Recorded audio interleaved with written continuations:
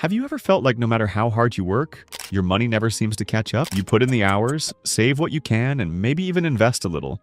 But the growth feels slow. The truth is, wealth doesn't build in a straight line. There's a point where money stops crawling and begins running on its own. It's the stage where your money works harder than you do, and it's what I call the wealth curve. Understanding this curve changes everything, because once you reach it, the effort shifts away from your daily grind and onto the power of compounding and smart investing. The wealth curve isn't about luck or chasing quick wins. It's about reaching the point where the numbers start to lean in your favor. At the start, building wealth feels heavy. Every dollar saved or invested barely seems to move the needle. But over time, as your base grows, compounding gains momentum. The money you've built up starts producing more money. And when that income from investments becomes significant compared to your own labor, you've stepped onto the wealth curve. That's where financial freedom begins to take shape.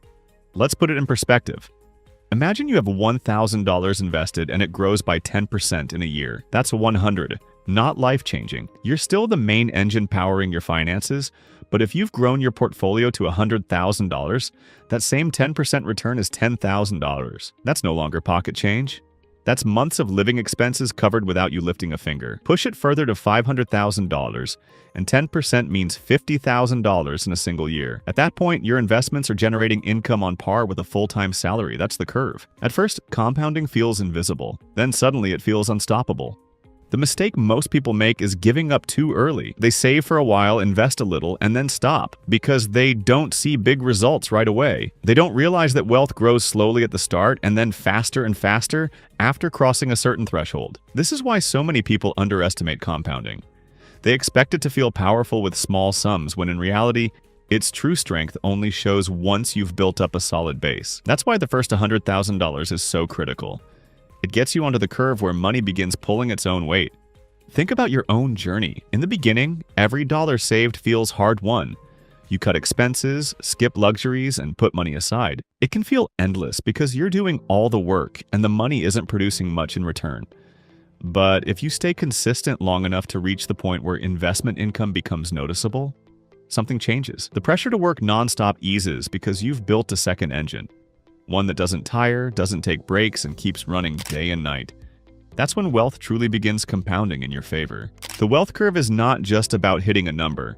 It's about shifting from active effort to passive growth. Once your investments generate a return that rivals or even surpasses what you can earn with your labor, the game changes. You no longer have to trade all of your time for money. Instead, you start trading patience and discipline for exponential growth. This is why the wealthy talk about letting money work for them. They've reached the curve, where the compounding effect finally outweighs the need for constant hustle. To reach this stage, there are two main levers you can control: how much you save and how consistently you invest. The math is straightforward. You can't expect compounding to do the heavy lifting if you haven't given it enough weight to work with. A snowball only grows once it has some size. That's why the early stage of wealth building feels slow. It's you pushing the snowball uphill. But once it reaches a certain point, gravity takes over. The snowball rolls on its own, gathering more with less effort from you. That's the wealth curve in action. A good way to think about this is by comparing two people. One saves $500 a month and invests steadily. Another spends everything and invests nothing, waiting for the right time. The saver may feel like progress is small at first, but after 10 years, they've built up tens of thousands in assets. At that level, compounding starts producing thousands in growth each year. Meanwhile, the non-investor is still stuck at zero. The wealth curve rewards the patient and disciplined, not the ones waiting for a perfect moment. It's also worth noting that the curve doesn't just come from investing in stocks or funds. It shows up in business, real estate, or any asset that generates returns. A rental property that pays you monthly income, a business that produces profits even when you're not directly working, or dividends from stocks all contribute to this curve. The key is building assets that keep producing value. When those assets reach a certain size, their returns become powerful enough to surpass your own daily effort. That's when money truly starts working harder than you. But here's the catch. Most people never stick around long enough to feel the curve. They dip in and out of investments, pull money out when the market drops, or spend every dollar they earn. They interrupt the compounding process before it has the chance to show its strength. Think of it like planting a tree. In the first few years, it barely grows.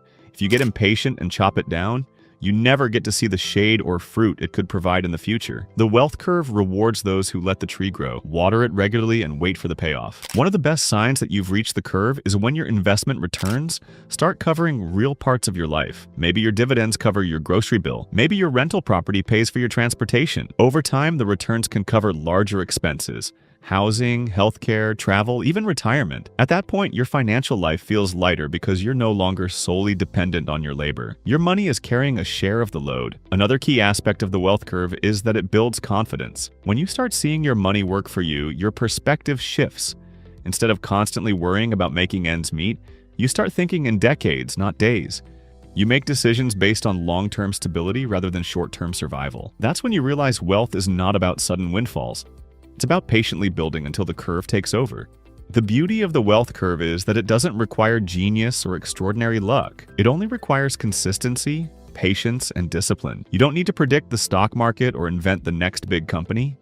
You just need to stay the course long enough to let compounding reveal its true force. The earlier you start, the sooner you hit the curve. And once you do, life feels different. Your money isn't just sitting there, it's running on your behalf. So, where does this leave you today? The real question is not whether the wealth curve exists. It does. The question is whether you're positioning yourself to reach it. Are you saving consistently? Are you investing in assets that grow over time? Are you patient enough to let compounding work without interruption? These are the habits that determine whether you'll still be pushing your financial snowball uphill, or whether you'll step onto the curve where it rolls on its own. At the end of the day, the wealth curve is the difference between working for money forever and letting money work for you. Most people will never feel it because they give up in the early, invisible stage. But those who stay the course, keep building, and trust the process eventually discover the curve. And once you're on it, there's no going back. Your money becomes the hardest working asset in your life. The beauty of this curve is that it doesn't demand perfection, just persistence. You don't need the biggest paycheck, the flashiest investments, or a perfect strategy. What matters most is staying consistent long enough for your money to gain momentum. Even slow, steady contributions eventually turn into something much larger than you could have built by effort alone. Think of it this way: the earlier you start, the sooner you'll feel the curve picking up under you. And if you haven't started yet, the next best time is today. Every decision you make from this point forward, whether to spend or save, consume or invest, decides how quickly you'll meet that turning point.